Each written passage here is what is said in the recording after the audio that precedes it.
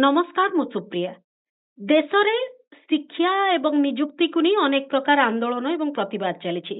Cockroach जनता party जो ढंगरे आंदोलन को आगे नहीं विभिन्न प्रकार प्रसंग को अभियान रूप देछि से ढंगरे आउ एक गोष्ठी बा आउ एक युव गोष्ठी से माने रिजर्वेशन हटाओ आंदोलन आरंभ करछंती। सीजेपी भली से माने मध्य ऑनलाइन रे ए आंदोलन आरंभ करथिले। परवर्ती समय जंतर मंतर पर्यंत पहुंचिले। जंतर मंतर रे तांकू स्थान दियाजिब नाही, अलाउ कराजिब नाही प्रतिवाद पई बोली सरकार कहले बा दिल्ली प्रशासन कहला। परवर्ती समय से रामलीला मैदान जाई जिबा पई अनुमति दिया गला एवं ए समस्त कथा भितरे किछि लोक बा किछि युवक सेत्र डिटेन हिचंती। तबे काहे कि एभली एक प्रसंग विभिन्न समय रे वितर्क बळ को आसुची एवं एबे सीजेपी रो आंदोलन भितरे रिजर्वेशन हटाओ आंदोलन रो केमिति सामना को आसिला प्रसंगटी ए संपर्क रे हम टिके अधिक आलोचना करिबा। वरिष्ठ स्तंभकार भालचंद्र षडंगी अछंती। भालचंद्र बाबू स्वागत करूछि आलोचना को। नमस्कार। मु आज जो प्रसंग चर्चा करूछि हुएत ए प्रसंग सबुटु पुराना आउ सबुटु नुआ मध्य, कारण नगद नगद जेहेतु गोटे आरएचए आरंभ हेछि तांको मानकर आंदोलन चलीछि, तेणुक ए प्रसंगटी नुआ एवं रिजर्वेशन विवादीय और वितर्कित ये एक पुराना प्रसंग। ए कथा को आपण केमति देखुछंती? देखंतु जो समय रे ए घटना घटुची बाई आंदोलन रो डाकरा दिया जायछि से समय होची गोटे गुरुत्वपूर्ण।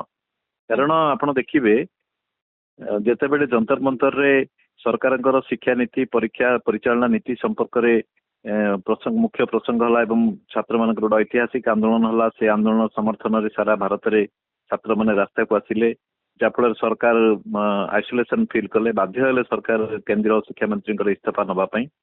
एवं परवर्ती अवस्था आम देखुचे जे कॉकरोच जनता पार्टी जो इश्यू नहीं कि आसुला से आउरी ताकू व्यापक करिसेंती। प्राथमिक और हाईस्कूल स्तर रे शिक्षा व्यवस्था को उन्नत करबा पई सेति पई सरकारंकर हस्तक्षेप पई से माने नुआ प्रकार अभियान सब आरंभ करिसेंती। तेणु ए सब भीतर देकरी गोटे कथा स्पष्ट जे सरकार देशर छात्र युवकों भितर अलोकप्रिय होइचंती एवं सरकार चाहूचंती जे इटू केमती गोटे बेल आउट बा गोटे एस्केप रूट पाइबा पई। तेणु सेमाने विभिन्न प्रकार बाट करिसेंती। सेतरु गोटे बाट होची जे केमिति छात्र युवकों भितर गोटे विभाजन आनी हबो एवं सेटा होची धर्म नारे तो काम करूनी। कारण धर्म नारे जेते चेष्टा कले मध्य लोक जानी सारलेनी, विशेष करी एबर जो जनरेशन जेनजी बोली जो कहउची सेमान तो ऑलरेडी जानी सारलेनी जे सरकार ए पर्यंत गत 12 वर्ष धरी केवल धर्म नारे हिंदू मुसलमान करिकी इश्यू को डाइवर्ट करूची, हमर इश्यू को नेग्लेक्ट करची बोली। तेणु सेमाने देखुचंती जे जाति नारे जदि भाग हबो, जदिओ बीजेपी रो सेटा सीधा सड़क घोषित लक्ष्य नुहे जेमिति हिंदू मुसलमान विभाजन ता सेमानकर घोषित लक्ष्य, किंतु तथापि सेमाने जाति को गोटे अस्त्र करिसंती रिजर्वेशन जरिया रे सेमाने छात्र युवकों भितर गोटे विभाजन रेखा आनिमा पई, गोटे कॉन्फ्लिक्ट बढ़ेबा पई। एवं बड़ कारण होची जे जो छात्र युवक माने रास्ता को बाहरी चंती बा जो माने सरकारक प्रति क्रिटिकल होइचंती सेमानक भितर बड़ संख्या रे अछंती उच्च जाति आ मध्यम जातिर। तेणु सेमाने चाहूचंती एई मानको सरकार वर्तमान जेतेबेले पूरा छात्र समाज एकाठी होइचंती सेमानक भितर जदि विभाजन हबो ताले आंदोलन दुर्बल हबो एवं गोटे पटे आंदोलन दुर्बल हबो आ गोटे पटे इश्यूटा भी डाइवर्ट हिजिबो। जो इश्यूटा वर्तमान शिक्षा उपरे फोकस करिकि जो आंदोलन चलीची सरकारंकर शिक्षा नीति सरकारंकर परीक्षा नीति ए सब संपर्क रे जो आलोचना होची ताकू डाइवर्ट करिकरी वर्तमान जदि संरक्षण भीतर को चली जिवो ताहले सरकार को गोटे रिलीफ मिलिबो। सेति पई सरकार एटा को जानि सुनि कि प्रोत्साहन दउचंती एवं एई अभियानटा कॉकरोच जनता पार्टी रो जंतर मंतर कार्यक्रम रो परे परे सरकारंकर द्वारा ये होची। एवं आज जो करा जायछि भी प्रायतः देखिए विभिन्न सोर्स रो जा जणा पड़े सरकार प्रायोजित एटा सरकार लोक मैंने ये करिसेंती। जदिओ सरकार सीधा सड़क ओन करूनाहांती किंतु एटा सरकार को जेहेतु सुहाइला भली हेछि तेणु स्वाभाविक भाव में सरकार द्वारा प्रायोजित। ओके भालचंद्र बाबू, एहा जेमती आपण कहले जे सरकार द्वारा प्रायोजित भली अनुभव होची, किंतु एहा बहु परिवार रे चर्चार प्रसंग नुहे कि साधारण वर्गर बहु परिवार रे एभली एक प्रसंग को नहीं चर्चा आलोचना हुए कि नहीं शिक्षा एवं निजुक्ति प्रसंग आसिला बेलको? ନାଇଁ ଦେଖନ୍ତୁ ରିଜର୍ଭେସନ ନେଇକରି ସବୁବେଳେ ଗୋଟେ ବିବାଦ ଅଛି, ବିତର୍କ ସୃଷ୍ଟି ହେଇକି ଅଛି। ବିଶେଷ କରି ସମାଜର ଯୋଉମାନେ ଉଚ୍ଚ ଜାତିର ଲୋକମାନେ ଅଛନ୍ତି, ଛାତ୍ର ଯୁବକ ମାନେ ଅଛନ୍ତି, ସେମାନେ ଯେହେତୁ ସେମାନଙ୍କର ରୋଜଗାର ଆଉ ସେମାନଙ୍କର ଦାଖଲ କଲେଜରେ ବା ୟୁନିଭର୍ସିଟିରେ ଦାଖଲ ହବାର ଆଶଙ୍କା ରହିଛି, ଦାଖଲ ହବାରେ କିଛି ସମସ୍ୟା ରହୁଛି, ଭାବୁଛନ୍ତି ଯେ ରିଜର୍ଭେସନ ଫଳରେ ଆମେ ଜଏନ୍ ହେଇପାରିବୁନି, ଆଡମିସନ ନେଇପାରିବୁନି କି ଆମକୁ ଚାକିରି ମିଳିବନି, ସେଇ ଆଶଙ୍କାଟା ରହିଛି। କିନ୍ତୁ କହିବା କଥା ଯେ ରିଜର୍ଭେସନ ଯୋଉ ବ୍ୟବସ୍ଥାଟା ହେଇଛି ଏଇଟା ହଉଛି ଗୋଟେ ଆଫର୍ମେଟିଭ ଆକ୍ସନ, ଏଇଟା କୌଣସି ଗୋଟେ ନେଗେଟିଭ ଆକ୍ସନ ନୁହେଁ। ସେମାନେ ଯୋଉ ଦାବି କରୁଛନ୍ତି, ଯୋଉ ରିଜର୍ଭେସନ ହଟାଅ ବୋଲି ଯୋଉ ଦାବି କରୁଛନ୍ତି, ଏଇଟା ହଉଛି ଗୋଟେ କହିବାକୁ ଗଲେ ଗୋଟେ ପ୍ରତିକ୍ରିୟାଶୀଳ ଦାବି, ଏଇଟା କୌଣସି ଗୋଟେ ପ୍ରଗତିଶୀଳ ଦାବି ନୁହେଁ। ସେମାନେ ଆହୁରି ଭଲରେ ଯଦି ଦାବି କରିଥାନ୍ତେ ଯେ ଆମକୁ ରୋଜଗାର ଦିଅ, ଆମକୁ ନିଯୁକ୍ତି ଦିଅ, କି ଆମକୁ କଲେଜରେ ଦାଖଲ କରିବା ପାଇଁ ଆମର ସିଟ୍ ସଂଖ୍ୟା ବଢାଅ।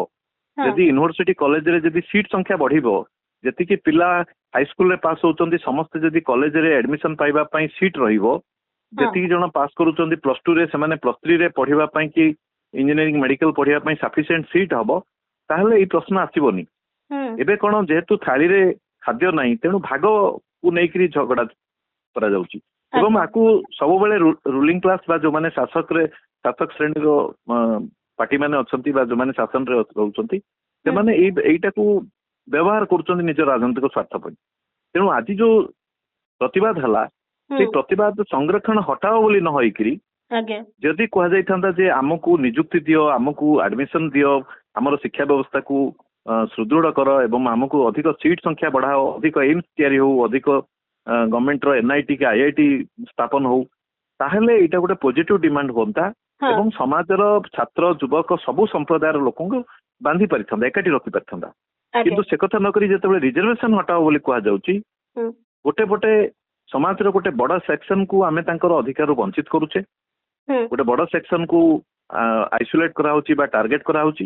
ଏବଂ ଦ୍ୱିତୀୟରେ କଥା ହଉଛି, ଯଦି ସେମାନେ ଦାବି ରଖିଥାନ୍ତେ ଯେ ଆମକୁ ଅଧିକ ରୋଜଗାର ମିଳୁ, ଆମକୁ ଦାଖଲ ହବା ପାଇଁ ବା ପାଠ ପଢିବା ପାଇଁ ପର୍ଯ୍ୟାପ୍ତ ସିଟ୍ ର ବ୍ୟବସ୍ଥା କରାଯାଉ, ନୂଆ ନୂଆ IIT ଖୋଲାଯାଉ, ଅଧିକ ସଂଖ୍ୟାରେ ଏମ୍ସ ଖୋଲାଯାଉ କି NIT ଖୋଲାଯାଉ, ତାହେଲେ ଏଇଟା ଗୋଟେ ପଜିଟିଭ ଡିମାଣ୍ଡ ହୁଅନ୍ତା ଏବଂ ଏଇଟା ସମାଜର ସବୁ ଶ୍ରେଣୀର ଛାତ୍ର ମାନଙ୍କୁ ବାନ୍ଧିକି ରଖିପାରିଥାନ୍ତା, ଏକାଠି କରିପାରିଥାନ୍ତା ଏବଂ ସରକାରଙ୍କ ଉପରେ ଚାପ ସୃଷ୍ଟି କରିପାରିଥାନ୍ତା।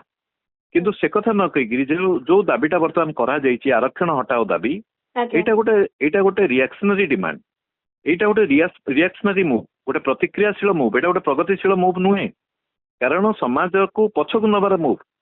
ଏବଂ ଆ ଫଳରେ କଣ ହଉଛି, ପ୍ରଗତିଶୀଳ ବର୍ତ୍ତମାନ ନୁହେଁ, ପ୍ରତିଗାମୀ ବୋଲି କୁହାଯିବ, ଇଏ ପ୍ରଗତିଶୀଳ ନୁହେଁ। ଆଚ୍ଛା, ଯଦି ପ୍ରଗତିଶୀଳ ନୁହେଁ ତାହେଲେ ଯୋଉମାନେ ସମ୍ବିଧାନର ପ୍ରଣେତା, ସେମାନେ ପ୍ରଥମରୁ ଏ ଜିନିଷଟି କାହିଁକି ବ୍ୟବସ୍ଥା ରଖିଲେନି, ଯାହା ଆଜିର ଯୁବକ ବି ପଚାରୁଛି।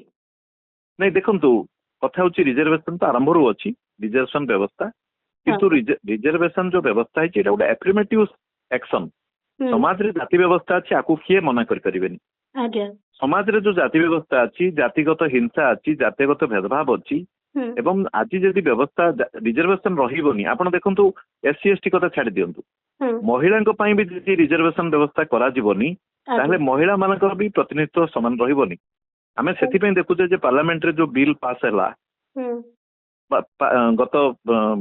ଗତ ବର୍ଷ ଯୋଉଟା ପାସ୍ ହେଇଥିଲା ବିଲ୍ଟା, ବା ଏବେ ସରକାର ସେଇ ବିଲ୍ କୁ ଆଉଥରେ ପୁଣି ଆଣିବା ପାଇଁ ଯୋଉ ଚେଷ୍ଟା କରୁଛନ୍ତି, ସେଇଟା କାହିଁକି ନା, ଯେହେତୁ ପାର୍ଲାମେଣ୍ଟରେ 16%ରୁ ଅଧିକ ମହିଳା ସାଂସଦ ନାହାନ୍ତି ବିଧାନସଭା ଓ ପାର୍ଲାମେଣ୍ଟରେ ଦେଶର, ଯଦିଓ ସେମାନଙ୍କର ସଂଖ୍ୟା ହଉଛି ଜନସଂଖ୍ୟାର 50%, କିନ୍ତୁ ସେମାନଙ୍କର ଆନୁପାତିକ ପ୍ରତିନିଧିତ୍ୱ ନାହିଁ। ସେଇ ଦୃଷ୍ଟିରୁ ରିଜର୍ଭେସନ ଯଦି କରାଯିବ, ତାହେଲେ ସେମାନଙ୍କ ସଂଖ୍ୟା ବଢିବ ଏବଂ ଯେକୌଣସି ଗୋଟେ କଲ୍ୟାଣକାରୀ ରାଷ୍ଟ୍ର କିଏ ଚାହିଁବ ସମାଜର ସବୁ ଗୋଷ୍ଠୀ, ବିଶେଷ କରି ବଞ୍ଚିତ ଗୋଷ୍ଠୀ ମାନେ କେମିତି ଆଗକୁ ଆସିବେ। ଆଜି ଆପଣ ଦେଖନ୍ତୁ, ଯଦି ରିଜର୍ଭେସନ ରହିବନି, ତାହେଲେ ଓଡିଶାରେ କେତୋଟି SC ST MLA general seat ରେ ଜିତୁଛନ୍ତି ମତେ କୁହନ୍ତୁ। ଯୋଉଠି SC ST ରିଜର୍ଭ ସିଟ୍ ଛାଡି ଦିଅନ୍ତୁ, MLA ମାନଙ୍କୁ, MP ମାନଙ୍କୁ ଯଦି ଦେଖିବା, ତାହେଲେ କେତେ ଜଣ MLA MP ଜେନେରାଲ ସିଟ୍ ରୁ SC ST ନିର୍ବାଚିତ ହଉଛନ୍ତି। ଏଇଟା ସ୍ପଷ୍ଟ ଯେ ଯଦି ରିଜର୍ଭେସନ ରହିବନି, ଗୋଟେ ଜାତିବାଦୀ ବ୍ୟବସ୍ଥାରେ, ଗୋଟେ ଜାତି ଥିବା ବ୍ୟବସ୍ଥାରେ SC ST ମାନେ ନା ପାଠ ପଢିବାର ସୁଯୋଗ ପାଇବେ, ନା ଚାକିରି କରିବାର ସୁଯୋଗ ପାଇବେ, ନା ପ୍ରତିନିଧିତ୍ୱ କରିବାର ସୁଯୋଗ ପାଇବେ। ସେଇଥିପାଇଁ ରିଜର୍ଭେସନ ବ୍ୟବସ୍ଥା ହେଇଛି।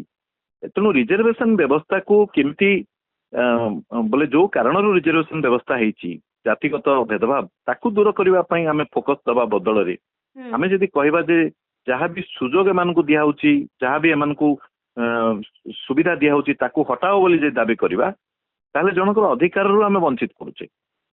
ଏବଂ ଜାତି ବ୍ୟବସ୍ଥା ହଜାର ହଜାର ବର୍ଷ ଧରି ଏ ଦେଶରେ ରହିଛି ଯୋଉଟା କି ସମାଜର ଗୋଟେ ବଡ ସଂଖ୍ୟକ ଲୋକଙ୍କୁ ଏସସି ଏସଟି ଓବିସି ବା ଶୂଦ୍ର ଦଳିତ ଲୋକଙ୍କୁ ସେମାନଙ୍କ ଅଧିକାରରୁ ବଞ୍ଚିତ କରିଛି।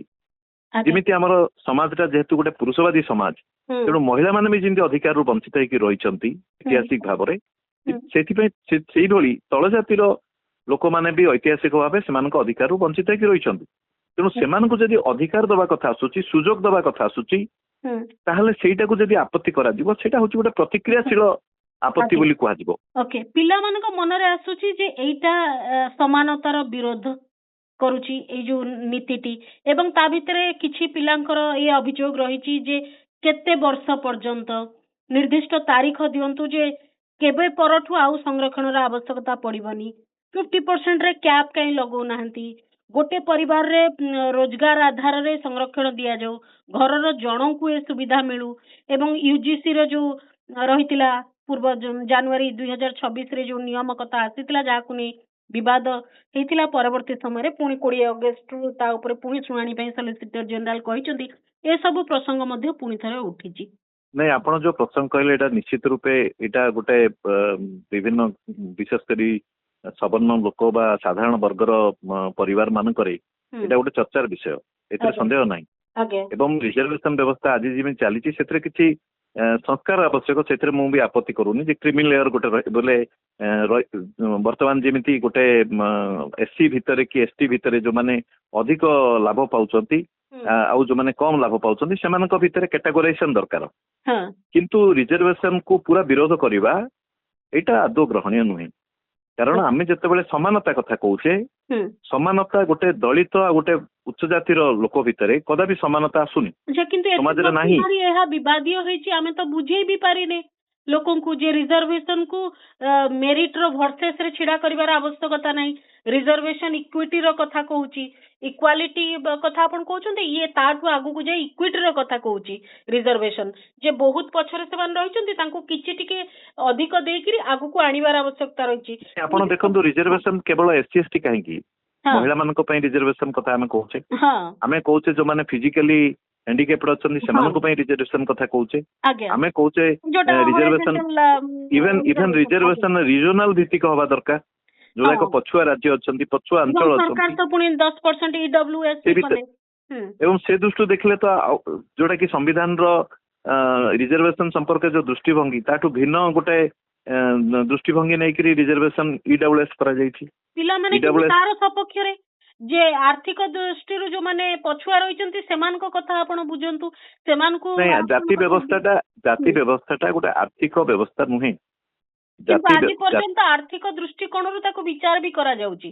ଜାତି ଭିତ୍ତିକ ଯୋଉ ଭେଦଭାବ ରହିଛି ସେମାନେ ସମାଜରେ ଏତେ ସବୁ ପରେ ମଧ୍ୟ କଣ କଣ ଭୋଗନ୍ତି ଯେ ବଡ ଜାଗାରେ ପହଞ୍ଚି ସାରିଲା ମଧ୍ୟ କୋଉ କଥାକୁ ସାମ୍ନା କରନ୍ତି ସେ ଦୃଷ୍ଟି ଆପଣ ଦେଖନ୍ତୁ ରିଜର୍ଭେସନ କେବେ ବି ଗୋଟେ ପଭର୍ଟି ଏଲିଭେସନ ପ୍ରୋଗ୍ରାମ ନୁହେଁ, ଦାରିଦ୍ର୍ୟ ଦୂରୀକରଣ ଯୋଜନା ନୁହେଁ। ରିଜର୍ଭେସନ ହଉଛି ଇକ୍ୱିଟି ଦବା କଥା ଆସୁଛି। ଦାରିଦ୍ର୍ୟ ଦୂରୀକରଣ ଯୋଜନା ସରକାରଙ୍କର ବହୁତ ଅଛି, ଯୋଉମାନେ ଗରିବ ଲୋକଙ୍କ ପାଇଁ ତାଙ୍କର ବିଭିନ୍ନ ଘର ଯୋଗାଇବାଠୁ ଆରମ୍ଭ କରି ଶିକ୍ଷା ଯୋଗାଇବାଠୁ ଆରମ୍ଭ କରି କିଛି ଆପତ୍ତି ନାହିଁ, ସରକାର ଆହୁରି ନେଇପାରିବେ, ନିଆଯାଉଛି ଯୋଉଟାକୁ ସ୍ୱାଗତ ଯୋଗ୍ୟ। କିନ୍ତୁ ରିଜର୍ଭେସନ ଯୋଉଟା ହେଇଛି ରିଜର୍ଭେସନ ହେଇଛି ଯେମିତି ମହିଳା ମାନଙ୍କ ପାଇଁ ରିଜର୍ଭେସନ, ଯେମିତି ଏଲଜିବିଟି ପାଇଁ ରିଜର୍ଭେସନ ଅଛି, ଯେମିତି ଗୋଟେ ଅଞ୍ଚଳର ବ୍ୟାକୱାର୍ଡନେସ ପାଇଁ ରହିଛି, ଯେମିତି ଆପଣଙ୍କର ଡୋମିସାଇଲ ଅଛି ବିଭିନ୍ନ ଜାଗାରେ ସେଇ ରାଜ୍ୟର ଲୋକମାନେ ପାଇବେ ବୋଲି ସରକାର ମାନେ ବ୍ୟବସ୍ଥା କରିଛନ୍ତି, ସେମିତି ଗୋଟେ ରିଜର୍ଭେସନ ହଉଛି ଯେ ଯଦି ଇକ୍ୱାଲ ପ୍ଲେଇଂ ଫିଲ୍ଡ ହବ ତାହେଲେ ଯିଏ ୱିକର ଅଛି ଯିଏ ଦୁର୍ବଳ ଅଛି ଯିଏ ଯାହାର ସେଥିପାଇଁ କୌଣସି ଭୁଲ ନାହିଁ। ଆଉ ଗୋଟେ କଥା ହଉଛି ଯୋଉ ଭୁଲ ଧାରଣା ଅଛି ଯେ ମେଧା ବା ମେରିଟ କେବଳ ଉଚ୍ଚ ଜାତି ଲୋକଙ୍କ ପାଖରେ ଅଛି, ଏଇଟା ଭୁଲ କଥା। ମେରିଟ ସବୁଠି ଅଛି, ସୁଯୋଗର ଅଭାବ ରହିଛି। ଯେମିତି ମନେକର ଯୋଉ ପିଲାମାନେ ଏକଥା ବି ଜାଣିବା ଦରକାର ଯେ ସରକାରୀ ଚାକିରି ନାହିଁ ଯାହା ପାଇଁ ଆମେ ପ୍ରକୃତ କଥା ସେଇଆ ଆଜି ରିଜର୍ଭେସନ ଗୋଟେ ଟପିକ ହଉଛି ଏଇଥିପାଇଁ ଆପଣ ଦେଖନ୍ତୁ କୌଣସି ପ୍ରାଇଭେଟ ସେକ୍ଟର ତ ରିଜର୍ଭେସନ ନାହିଁ ବିଲକୁଲ ନାହିଁ ପ୍ରାଇଭେଟ ଇନଷ୍ଟିଟ୍ୟୁସନ ରେ ପ୍ରାଇଭେଟ କମ୍ପାନୀ ମାନଙ୍କରେ ଆଦୌ ରିଜର୍ଭେସନ ନାହିଁ ସେଥିରେ ତ ମେରିଟ ରେ କିଏ ଯିବାର କିଛି ଅସୁବିଧା ନାହିଁ କେବଳ ସରକାରୀ ଯେହେତୁ ସରକାର ହଉଛି ଗୋଟେ ଆପଣଙ୍କର ୱେଲଫେୟାର ଷ୍ଟେଟ ଗୋଟେ ଭାରତ ଗୋଟେ କଲ୍ୟାଣକାରୀ ଦେଶ ତେଣୁ ସରକାର ଯେହେତୁ ରାଷ୍ଟ୍ର ଯେତେବେଳେ ଘୋଷଣା କରୁଛି ମୁଁ ଗୋଟେ କଲ୍ୟାଣକାରୀ ରାଷ୍ଟ୍ର ସେତେବେଳେ ସିଏ ସମାଜର ସବୁ ବର୍ଗର ଲୋକଙ୍କ ସମାନ ବିକାଶ କରିବା ପାଇଁ ଚେଷ୍ଟା କରିବ ଏହା ନୁହେଁ ଯେ ବିକାଶର ଲାଭ କିଛି ଲୋକ ହିଁ ପାଇବେ ବିକାଶ ବା ସେମାନଙ୍କ ସାମାଜିକ ଆର୍ଥିକ ଆଉ ଶୈକ୍ଷଣିକ ବିକାଶ ସମସ୍ତଙ୍କର ଯେମିତି ସମାନ ଭାବରେ ହେଇପାରିବ ତେଣୁ ଯିଏ ପଛରେ ଅଛି ତାକୁ ଅଧିକ ଏମ୍ଫାସିସ୍ ଦେବା ଦରକାର ପଡୁଛି ତାର ଅର୍ଥ ତ ଅଡିଟ ହବା ଦରକାର ଯେ ଆମେ କେତିକି ଲୋକଙ୍କୁ ସେଇ ପର୍ଯ୍ୟନ୍ତ ଆଣିପାରିଲୁ ଯୋଉ ଉଦ୍ଦେଶ୍ୟ ଆମର ଥିଲା ଯୋଉ ଲକ୍ଷ୍ୟ ଥିଲା ନହେଲେ ତ ଇଏ ଏଇ ଯୋଉ ପିଲାଙ୍କ ଭିତରେ ବି ଯୋଉ ପ୍ରସଙ୍ଗଟି ରହୁଛି ଇଏ କଣ ମାନେ ଅନିର୍ଦ୍ଦିଷ୍ଟ କାଳ ପର୍ଯ୍ୟନ୍ତ ଅନନ୍ତ କାଳ ପର୍ଯ୍ୟନ୍ତ ଆପଣ ସମୀକ୍ଷା କରନ୍ତୁ ଆଜ୍ଞା ଦେଖନ୍ତୁ କଥା ହଉଛି ଅଡିଟ ମଝି ମଝିରେ ବିଭିନ୍ନ ସର୍ଭେ ଆସୁଛି ବିଭିନ୍ନ ତଥ୍ୟ ଆସୁନି କଥା ନୁହେଁ କିନ୍ତୁ ଯୋଉ କୁହାଯାଉଛି ତାରିଖ ନେଇକି ଯେମିତି ଗୋଟେ ପଭର୍ଟି ଏଲିଭେସନ ପାଇଁ ଗୋଟେ ଦାରିଦ୍ର୍ୟ ଦୂରୀକରଣ ପାଇଁ ଗୋଟେ ତାରିଖ କହିହବ କି ଯେତିକି ଦିନ ଭିତରେ ଦାରିଦ୍ର୍ୟ ସମସ୍ତେ ସମାନ ହେଇଯିବେ ବା ସମସ୍ତଙ୍କର ଦାରିଦ୍ର୍ୟ ଦୂର ହେଇଯିବ ବୋଲି ଏଇଟା ହଉଛି ଗୋଟେ ପ୍ରକ୍ରିୟା ଆଉ ସବୁଠୁ ବଡ କଥା ହେଲା ଯୋଉମାନେ ରିଜର୍ଭେସନ ର ବିରୋଧୀ ସେମାନେ ଜାତିର ବିରୋଧୀ ନୁହନ୍ତି ଏଇଟା ହଉଛି ବିଡମ୍ବନାର କଥା ଯଦି ଯୋଉମାନେ ଜାତିକୁ ବିରୋଧ କରୁଛନ୍ତି ସେମାନେ ଯଦି ରିଜର୍ଭେସନ ବିରୋଧ କରିବେ ତାର ଜଷ୍ଟିଫିକେସନ ରହିଛି କିନ୍ତୁ ଜାତିକୁ ମୁଁ ସମର୍ଥନ କରିବି ଉଚ୍ଚ ଜାତି ଜାତୀୟ ମନୋଭାବ ରହିବ ଆମେ ତଳ ଜାତି ଉପର ଜାତି କରିକି ସମାଜକୁ ଦେଖିବୁ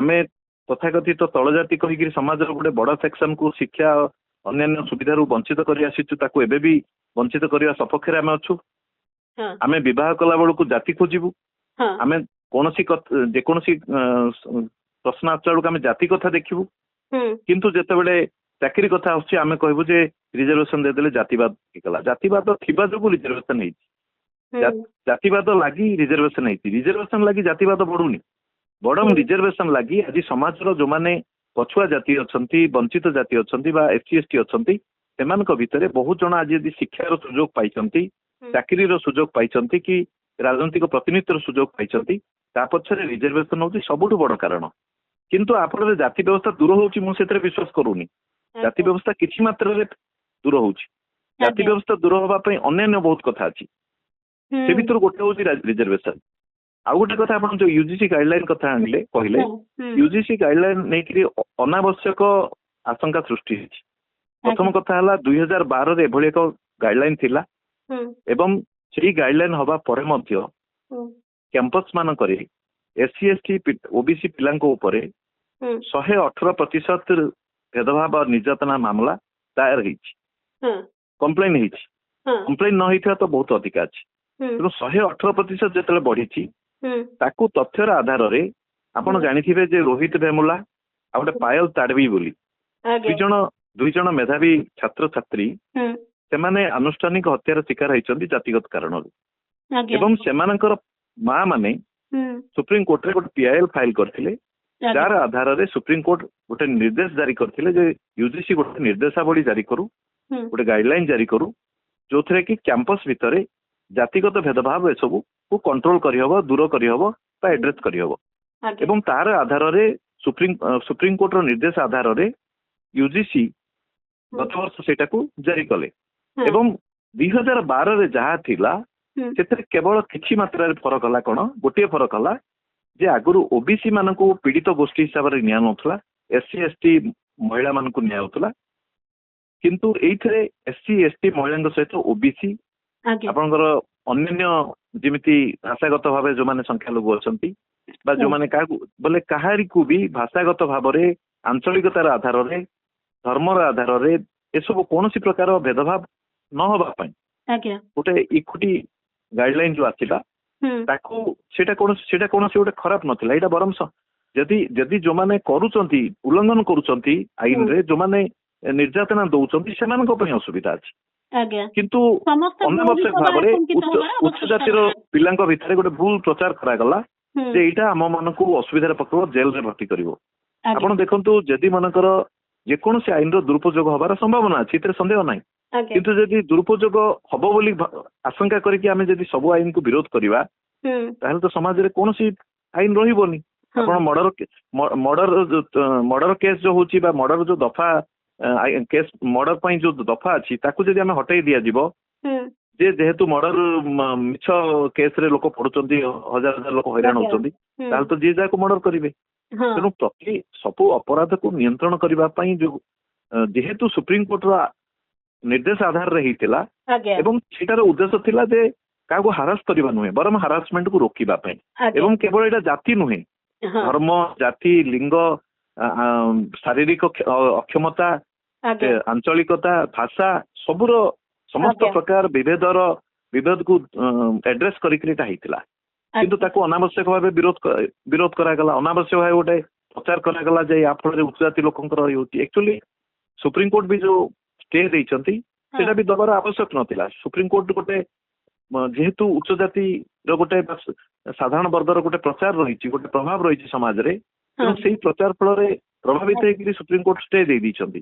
କିନ୍ତୁ ସେଇ ସୁପ୍ରିମକୋର୍ଟ ହିଁ ଏଇଟା କରିବାକୁ କହିଥିଲେ। ନିଶ୍ଚୟ, ହଁ, ତାଙ୍କରି ନିର୍ଦ୍ଦେଶରେ ତ ଏକଥା ହେଇଛି।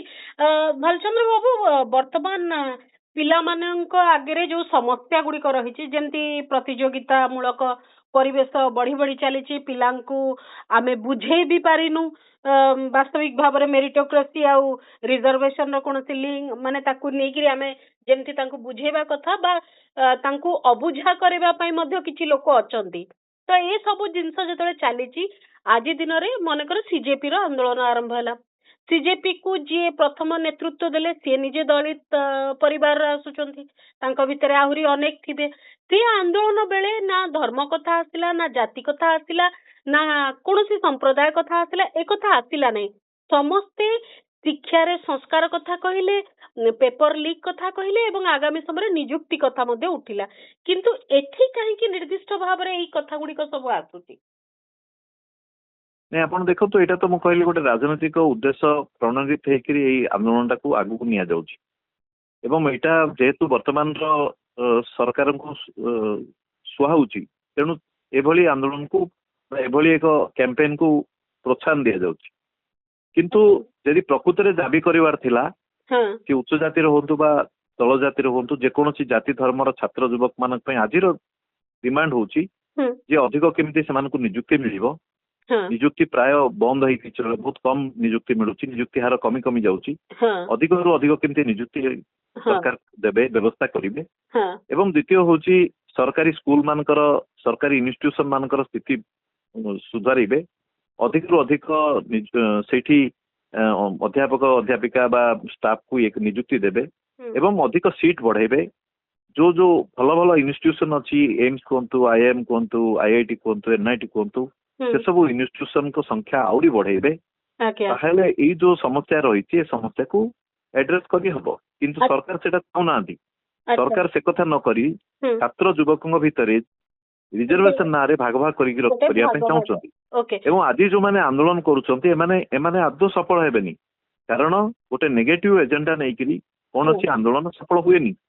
ଜଣଙ୍କର ଅଧିକାର ଛଡେଇକିରି ନିଅ ବୋଲି କହିବାର, ଯଦି ସରକାରଙ୍କର ଉଦ୍ଦେଶ୍ୟ ଏହା ପଛରେ ଅଛି ବୋଲିକିରି ଆପଣଙ୍କୁ ଲାଗୁଛି ବା ସେଇ ପ୍ରକାର ଭାଇବ ଆସୁଛି, ତାହେଲେ ଆମେ କଣ ଏକଥା କହିପାରିବା ଯେ ଏଇ ଯୋଉ ସ୍କୁଲ ଠିକ କରର ବର୍ତ୍ତମାନ ଅଭିଯାନ ଚାଲିଛି, ଯାହାକୁ ନେଇ ଗୋଟେ ବ୍ୟାପକ ଅସହଜ ପରିସ୍ଥିତିରେ ବିଭିନ୍ନ ରାଜ୍ୟର ସରକାର ମାନେ ପଡିଛନ୍ତି, ତାକୁ କାଉଣ୍ଟର କରିବା ପାଇଁ ଇଏ ବର୍ତ୍ତମାନ ସକ୍ରିୟ ହୋଇଛନ୍ତି ବୋଲିକିରି ଆପଣ କହୁଛନ୍ତି? ଆଉ ନିଶ୍ଚୟ ଯୋଉ ଛାତ୍ର ଯୁବକଙ୍କ ଭିତରେ ଶିକ୍ଷା ନେଇକିରି ଯୋଉ ପ୍ରତିକ୍ରିୟା ସୃଷ୍ଟି ହେଇଛି, ଆକ୍ରୋଶ ସୃଷ୍ଟି ହେଇଛି, ସରକାରଙ୍କ ବିରୁଦ୍ଧରେ ସେଟା ଯାଉଛି ଏବଂ ଇଏ ଧୀରେ ଧୀରେ ଗୋଟେ ଆନ୍ଦୋଳନ ରୂପ ନଉଛି।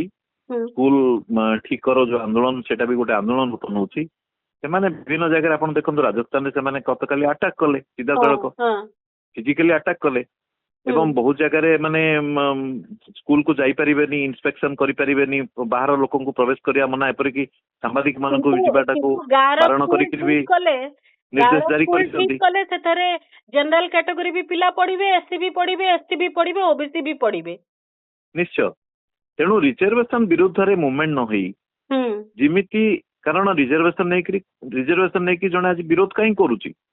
ସିଏ ଭାବୁଛି ଯେ ରିଜର୍ଭେସନ ଯୋଗୁଁ ମୋର ଯୋଉ ସ୍ଥାନଟା ସମ୍ଭାବନା କି ଥିଲା ମିଳିଯାଉଛି। ଚାକିରିର କି ହଁ ମୋର ଦାଖଲ ସ୍କୁଲ ବା କଲେଜରେ ଦାଖଲର ଯୋଉ ସମ୍ଭାବନା ଥିଲା ହଁ ସେ ସମ୍ଭାବନାଟା ସଂକୁଚିତ ମାନେ ହଉଛି। ମୋ ପଛରେ ଥିବା ଲୋକଟା ତାକୁ ମିଳିଯାଉଛି, ମୋ Exactly. ପଦବୀଟା ମିଳିଯାଉଛି, ମତେ ଯଦି କିନ୍ତୁ ମୋ ପଦବୀ ମିଳୁନି।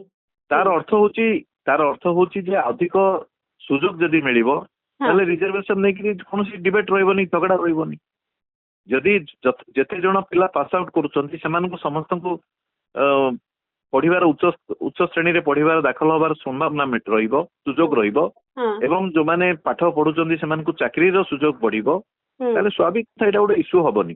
ଆଜ୍ଞା ତେଣୁ ସରକାରଙ୍କ ଉପରେ ଯଦି ପ୍ରକୃତିରେ ଚାପ ସୃଷ୍ଟି କରିବା ପାଇଁ ଚାହୁଁଛନ୍ତି ତାହେଲେ ରୋଜଗାର ଆଉ ଶିକ୍ଷା ଏ ଦିଟା ନେଇକି ଆନ୍ଦୋଳନ ହବା ଦରକାର। ଯୋଉ ଆନ୍ଦୋଳନରେ ସମାଜର ସବୁ ଶ୍ରେଣୀର ଲୋକ, ସବୁ ଶ୍ରେଣୀର ଛାତ୍ର ଯୁବକ ଭାଗ ନେଇପାରିବେ। କିନ୍ତୁ ସେ କଥା ନକରି ଯଦି ରିଜର୍ଭେସନ ହଟାଅ ବୋଲି କୁହାଯିବ, ତା ଅର୍ଥ ଆମେ ସମାଜର ଦଳେ ଲୋକ, ଦଳେ ପିଲା, ଯୋଉମାନେ ବଞ୍ଚିତ ବର୍ଗର ପିଲା, ଯୋଉମାନେ କିଛି ସୁଯୋଗ ପାଉଛନ୍ତି ରିଜର୍ଭେସନ ଲାଗି, ସେଥିରୁ ତାଙ୍କୁ ବଞ୍ଚିତ କରିବାକୁ ଚାହୁଁଛୁ। ଏଇଟା ହଉଛି ଗୋଟେ ନେଗେଟିଭ ଏଜେଣ୍ଡା, ଏଇଟା ହଉଛି ଗୋଟେ ରିଆକ୍ସନାରୀ ମୁଭ୍। ତେଣୁ ଏଇଟା କେବେ ସଫଳ ହବନି।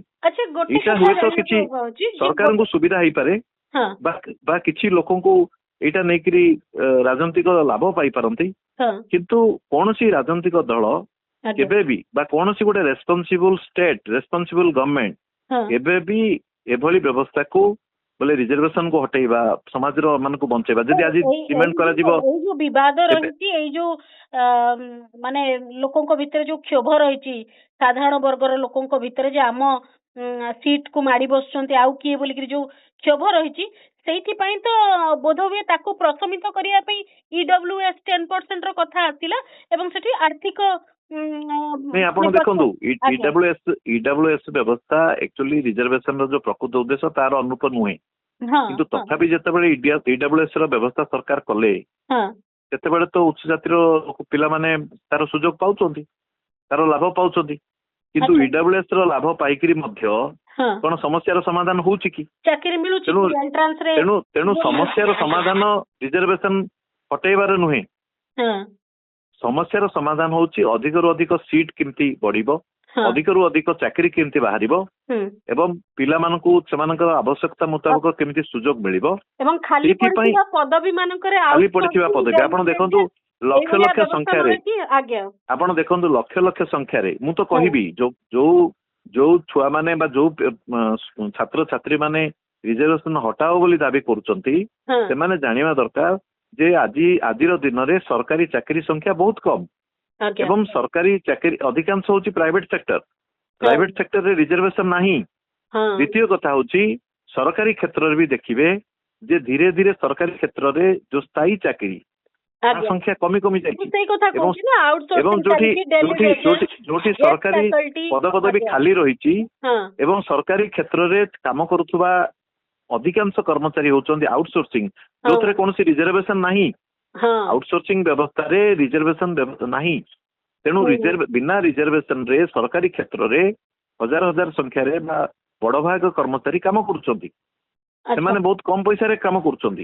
ଗୋଟେ କଥା ମତେ କୁହନ୍ତୁ, ପ୍ରାୟ ଶେଷରେ ଆମେ ପହଞ୍ଚିଲେଣି, ଯେ ଯଦି ରିଜର୍ଭେସନ ର ସୁଧାର କଥା କୁହାଯାଏ, କଣ ସବୁ ବିକଳ୍ପ ରହିବା ଦରକାର ଯୋଉଥିରେ ଆମେ ମାନେ ଯୋଉମାନଙ୍କ ପାଇଁ ଉଦ୍ଦିଷ୍ଟ, ଯୋଉମାନଙ୍କର ଜୀବନର ପରିବର୍ତ୍ତନ ପାଇଁ, ତାଙ୍କର ସାମାଜିକ ଏବଂ ଶିକ୍ଷାଗତ ଭାବରେ ପଛୁଆ ବର୍ଗର ଯୋଉ ଉନ୍ନତି ପାଇଁ ଯୋଉ କଥାଟି ଚିନ୍ତା କରାଯାଇଥିଲା, ସେମାନଙ୍କ ଜୀବନରେ ବି ପରିବର୍ତ୍ତନ ଆସିବ ଏବଂ ସାଧାରଣ ବର୍ଗ ବି। 2-3ଟି ଅପସନ ଦିଅନ୍ତୁ ଯୋଉଥିରେ ଆମେ ଆଲୋଚନାକୁ ସମଅପ୍ କରିପାରିବା, ଯେ ସରକାର ମାନେ ଏହି ଦିଗକୁ ଚିନ୍ତା କରିବା ଦରକାର। ଦେଖନ୍ତୁ, ରିଜର୍ଭେସନ ର ବିକଳ୍ପ ହଉଛି ସମାଜରେ ଜାତି ବ୍ୟବସ୍ଥା ଯୋଉ ରହିଛି ବା ଜାତିଗତ ଭେଦଭାବ ଏସବୁ ରହିଛି, ସେଟା ଯେତେ କମିବ, ଯେତେ ସମାପ୍ତ ହେଇ ଆସିବ, ସେ ଅନୁସାରେ ରିଜର୍ଭେସନ ଆବଶ୍ୟକତା ରହିବନି। ଦ୍ୱିତୀୟ କଥା ହଉଛି, ଆଉ ଗୋଟିଏ କଥା ହଉଛି ଯେ ଯଦି ରିଜର୍ଭେସନ ଯୋଗୁଁ କିଛି ଚାକିରି ସମାଜର ବଞ୍ଚିତ ଗୋଷ୍ଠୀର ଲୋକ ପାଉଛନ୍ତି କି ପାଠ ପଢିବାର ସୁଯୋଗ ପାଉଛନ୍ତି କିମ୍ବା ପ୍ରତିନିଧିତ୍ୱ ସୁଯୋଗ ପାଉଛନ୍ତି, ଯଦି ସେମାନଙ୍କୁ ଯଥେଷ୍ଟ ପରିମାଣରେ ଚାକିରି ବାହାରିବ, ସାଧାରଣ ବର୍ଗର ପିଲାଙ୍କର ଆବଶ୍ୟକତା ଅନୁସାରେ ଚାକିରି ବାହାରିବ, ଆବଶ୍ୟକତା ଅନୁସାରେ ସିଟ୍ ବଢିବ, ତାହେଲେ ସାଧାରଣ ବର୍ଗର ପିଲା ରିଜର୍ଭେସନ ବିରୁଦ୍ଧରେ କହିବାର ବି ଆବଶ୍ୟକତା ପଡିବନି। ତେଣୁ ସରକାର ଲଙ୍ଗ ରନ ରେ ଏଇଟା କରିବା ଦରକାର। ଆପଣ ଯୋଉ ରିଜର୍ଭେସନ ଭିତରେ କହୁଛନ୍ତି, ଯୋଉଟା ରିଜର୍ଭେସନ ଭିତରେ ରିଫର୍ମ କଥା କହୁଛନ୍ତି, ନିଶ୍ଚୟ ରିଫର୍ମ ହବା ଦରକାର। କାରଣ ରିଜର୍ଭେସନ ଦେଖନ୍ତୁ, ବହୁତ କିଛି ଗୋଷ୍ଠୀ ଅଛନ୍ତି जो रिजर्वेशन सुजोग पाउछंती किंतु आउरी सेही कैटेगरी भितरे किछि सामाजिक गोष्ठी अछंती बा जाति अछंती बा उपजाति अछंती जो माने बिना रिजर्वेशन कोन सुविधा पाउनांती तेनु सेमानक भितरे कैटेगराइजेशन दरकार कैटेगराइजेशन नहले सेटा equal playing field reserve seat भितरे भी हबनी किछि लोक ही तार सुविधा पाइबे रिजर्वेशन प्रसंग को पॉलिटिकल पार्टी माने कोन रिस्क रहिछि ए प्रसंग रे हाथ मारु नांती बा ए प्रसंग को नेकरी गोटे खोला मंतव्य देला बेल को भी समस्या रहउछि की नहीं सेटा होची दुर्भाग्यर कथा आज जोडा आपण मते आगरु भी पचारले आमे पिला मानकु साधारण वर्गर पिला मानकु आमे बुझेई पारिने तार कारण होची सरकार माने कि राजनीतिक दल माने रिजर्वेशन जरिया रे राजनीतिक स्वार्थ हासिल करचंदी किंतु सेमाने रिजर्वेशन रो आवश्यकता कौन बा रिजर्वेशन जरूरी कहीं बा रिजर्वेशन को विरोध करने उचित नुहे बोली बुझेवा के चेष्टा करना सरकारी स्तर में है कि राजनीतिक दल मैंने भी करना केवल राजनीतिक स्वार्थ द्वितीय कथा हूँ जेहेतु जो मैंने रिजर्व कैटेगरी अच्छा एससी एसटी ओबीसी एमान होचंदी समाजर सिंहभाग बोले 80% रु अधिक लोक होचंदी एससी एसटी ओबीसी तेणु सेमानकर अधिकार कथा जेते बेले आसुची एवं जदि रिजर्वेशन जरिया रे सेमाने किछि मात्रा अधिकार पाउचंती ताहले निश्चित रूपे से अधिकार को जदि छड़ाया पे कोनोसी भी राजनीतिक दल उद्यम करिवो ताहले एई एते बड़ जनगोष्ठीर बा एते बड़ जनसंख्यार एते बड़ अंशर विरोध होबार संभावना अछि समर्थन हरैबार संभावना अछि तेणु कोनोसी एपरि कि बीजेपी परि जे कि उच्च जातिर पार्टी बोली समस्त जानिथिले बहुत दिन धरिकरी एबे भी सेमानकर विचार रे सेमाने उच्च जातिर पार्टी किंतु सेमान राजनीतिक स्वार्थ पई भोट पई सेमाने ओबीसी कथा कहबाक बाध्य होइचंदी एसटी एसटी कथा कहबाक बाध्य होउचंदी तेणु भारत रे राजनीतिक दल माने भी देखुचंती जे समाज रे जेहेतु रिजर्वेशन रो जो सुविधा पाइबा पई जो गोष्ठी अछन सेमानक संख्या बेसी तेणु सीधा सड़क तांकर अधिकार को छड़ेबा कथा जदि आसीबो ताले स्वाभाविक भावे निश्चय इलेक्टोराली सेटा लाभजनक हबनी तेणु सेति पई राजनीतिक दल माने डरुचंती द्वितीय कथा होची नीतिगत अवस्थान भी नाही जो समस्त जदिओ रिजर्वेशन को समर्थन करचंती ऑफिशियली मात्र कोनोसी आपण देखंतु नेता मानकु देखंतु रिजर्वेशन ऊपर डिबेट को आसीबेनी रिजर्वेशन सपक्ष रे विपद कहिबेनी कारण सेमानकर भय होउची उच्च जाति लोक साधारण वर्गर लोक विरोधी ही जिवे एवं साधारण वर्गर लोक होउचंदी भोकल निर्वाचन रे जदिओ तांको संख्या कम किंतु सेमाने प्रभावित करिवार ओपिनियन तयारी करिवार एवं अन्य जातिर लोकन को भी प्रभावित करिवार क्षमता रखुचंती तेणु से दृष्टि राजनीतिक दल माने सीधा सड़क रिजर्वेशन सपक्ष ना आर्गुमेंट करुचंती ना बुझाइबा चेष्टा करुचंती एवं आउ गोटे जो कथा कहले रिजर्वेशन धीरे धीरे रिजर्वेशन स्कोप भी कमुची आपण देखंतु आगरो पीएसयू मानकर रिजर्वेशन रही आछि किंतु जेतेबेले गोटा पर गोटे पीएसयू को प्राइवेटाइज कर दिया जाउची बैंकिंग सेक्टर रे जेतेबेले प्राइवेट सेक्टर को अलाउ करा गला सेठी आ रिजर्वेशन रो कथा आसुनी आपण जेतंतु जेते सब कॉलेज सब होउची बा होउची सेतरे भी नुआ नुआ जेते सब होउची सेठी आपनकर जो प्राइवेटाइजेशन होउची जे मेरिट कथा कुहा जाउची ना मेरिट कथा जातिर आधार रे मेरिट कहले खाली उच्च जाति रे ही मेरिट अछि बोली जो गोटे प्रचार करा जाउची सेटा भूल प्रमाणित करछि सरकारनकर जो घरईकरण नीति से शिक्षा रे हो बा शिल्प रे हो कि अर्थनीति रे हो कारण जो घरई स्कूल कॉलेज घरई कॉलेज खोलुची स्कूल खोलुची सेथरे जेतेबेले पैसा देकरी पिला पाठ पढुचंती स्वाभाविक भाबे तळ जातिर पिलांक पाखरे पैसा नाही तेणु उच्च जातिर जो माने पैसा वाला से माने कम मेधावी हेतिले मध्ये सेठी दाखिल पाई परचंदी मेडिकल सीट पाई परचंदी कि इंजीनियरिंग सीट पाई परचंदी पैसा परे ताकू हमें प्रश्न करूना निश्चय आमे प्रश्न करछु कोन जदि गोटे वंचित गोष्ठी रो गोटे पिला जदि रिजर्वेशन रो सुविधा पाउची ताहले आमे ताकू से काहे कि पाउची बोली आमे करूचे किंतु आमे भूली जाउचे जे हम देश रे जो व्यवस्था जाति व्यवस्था आज्ञा ते गोष्ठी भितरे पुनी क्रिमी लेयर रो प्रसंग सुप्रीम कोर्ट रो आरंभ करी विभिन्न स्तर रे आलोचना हेची तो सेमानंकु जदि माने रिजर्वेशन रो रिफॉर्म रे सेटा आलोचना करा जाई पारे आपण जोटा कहले क्रिमिनल लेयर कथा की कैटेगराइजेशन कथा आ ऊपर आलोचना करा जाई पारे किंतु मु कहिबार कथा जे रिजर्वेशन गोटे बड़ ऑब्स्टैकल नुहे भारत रे छात्र युवक मानकर रोजगार और शिक्षा पई गोटे बड़ ऑब्स्टैकल नुहे सेमाने एटा गोटे बड़ ऑब्स्टैकल भाबुचंदी सेमानक पई ऑब्स्टैकल होची सरकारनकर भूल नीति दुर्भाग्यजनक होची ए प्रसंगति रे दुई पक्ष निजको पीड़ित बोली भाबुचंदी निश्चय एटा होची सरकार को सुहा होची ହଁ ଏବଂ ସବୁଠୁ ବଡ କଥା ହଉଛି ଆପଣ ଦେଖନ୍ତୁ ସରକାରୀ କ୍ଷେତ୍ରରେ ଯେତିକି ଖାଲି ଅଛି ଆଜ୍ଞା ତାମ କ୍ରୋଡ ପୋଷ୍ଟ ଖାଲି ଅଛି ହଁ ଯଦି ସେଇଟା ବି ସରକାର 5 ବର୍ଷ ଭିତରେ ଭରିବା ପାଇଁ ଘୋଷଣା କରିବେ ନା ଆଜ୍ଞା ତାହେଲେ ଏଇ ରିଜର୍ଭେସନ ଯୋଉ ବିରୋଧରେ ଯୋଉ ଆନ୍ଦୋଳନ ହଉଛି ଯୋଉମାନେ ଅସନ୍ତୁଷ୍ଟ ଅଛନ୍ତି ବା ଆଶଙ୍କା କରୁଛନ୍ତି ଯେ ରିଜର୍ଭେସନ ଲାଗି ଆମକୁ ଚାକିରି ମିଳୁନି ସେ ଆଶଙ୍କା ସବୁ ଦୂର ହେଇଯିବ। ତେଣୁ ସରକାର ଏ ଦିଗରେ ଯଦି ପଦକ୍ଷେପ ନେବେ ଯଦି ସମସ୍ତେ ଏକାଠି ହେଇକିରି ଚାକିରି ପାଇଁ ରୋଜଗାର ପାଇଁ କିମ୍ବା ଶିକ୍ଷା ପାଇଁ ଯଦି ଲଢେଇ କରିବେ ତାହେଲେ ସେ ଲଢେଇ ଅଧିକ ବ୍ୟାପକ ହବ ଏବଂ ଫଳପ୍ରଦ ହବ ସରକାରଙ୍କ ଉପରେ ଚାପ ପଡିବ। ଯଦି ଏକଥା ନ କହିକିରି ଜାତିଗତ ଆଧାରରେ ବା ସଂରକ୍ଷଣ ନାଁରେ ଯଦି ଭାଗ ଭାଗ ହେଇକିରି ଲଢେଇ ହବ ତାହେଲେ ସରକାରଙ୍କୁ ସୁହାଇବ ସ୍ଥିତିରେ କୌଣସି ପରିବର୍ତ୍ତନ ହବନି ରାଜନୈତିକ ଭାବେ କିଏ କାହାକୁ କେତେବେଳେ ବ୍ୟବହାର କରିବେ ଯୋଉଟା ଆମେ ଦେଖି ଆସିଛେ। ଆଜ୍ଞା ବହୁତ ବହୁତ ଧନ୍ୟବାଦ ଭାଲଚନ୍ଦ୍ର ବାବୁ ସମ୍ପୂର୍ଣ୍ଣ ବିଷୟ ଉପରେ ଆପଣ ମତ ରଖିଛନ୍ତି। ତେବେ ଏଇ ଯୋଉ ପ୍ରସଙ୍ଗଟି ରହିଛି ସଂରକ୍ଷଣକୁ ନେଇ ସବୁବେଳେ ଏଇଭଳି ସାମାଜିକ ନ୍ୟାୟ ବନାମ ଯୋଗ୍ୟତାର ଲଢେଇ ହେଇ ଚାଲିଛି। ସଂରକ୍ଷଣ ସପକ୍ଷବାଦୀ ମାନେ ଏହାକୁ ପଛୁଆ ବର୍ଗଙ୍କୁ ସମାନ ସୁଯୋଗ ଦେବାର ଏକ ମାଧ୍ୟମ ବୋଲି କହୁଥିବା ବେଳେ ବିରୋଧୀ ମାନେ ଏହା ଦ୍ୱାରା ମେଧାବୀ ବା ଯୋଗ୍ୟ ଛାତ୍ରଛାତ୍ରୀ ମାନେ ସୁଯୋଗରୁ ବଞ୍ଚିତ ହେଉଥିବା ଦର୍ଶାଇ ଆସିଛନ୍ତି ଯାହା ବର୍ଷ ବର୍ଷ ଧରି ଚାଲିଛି ଯାହା ହିଁ ଏ ପ୍ରସଙ୍ଗଟିକୁ ବିବାଦୀୟ କରି ରଖିଛି। ଏଥିରେ ସରକାରଙ୍କର ରାଜନୈତିକ ଦଳର ଭୂମିକା ରହିବା ଉଚିତ ସକାରାତ୍ମକ ଭୂମିକା ରହିବା ଉଚିତ ଯାହା ରହୁନାହିଁ ବରଂ ଭିନ୍ନ ପ୍ରକାର ଭୂମିକା ରହୁଛି ଯେଉଁଥିପାଇଁ ଏଭଳି ଏକ ପ୍ରସଙ୍ଗ ମଝିରେ ମଝିରେ ସାମ୍ନାକୁ ଆସୁଛି ଏବଂ ମୂଳ ପ୍ରସଙ୍ଗ ସେଠି ମଳି ନ ପଡୁଛି। ସ୍ୱତନ୍ତ୍ର ଆଲୋଚନାକୁ ଏଇଠି ରଖୁଛି। ନମସ୍କାର।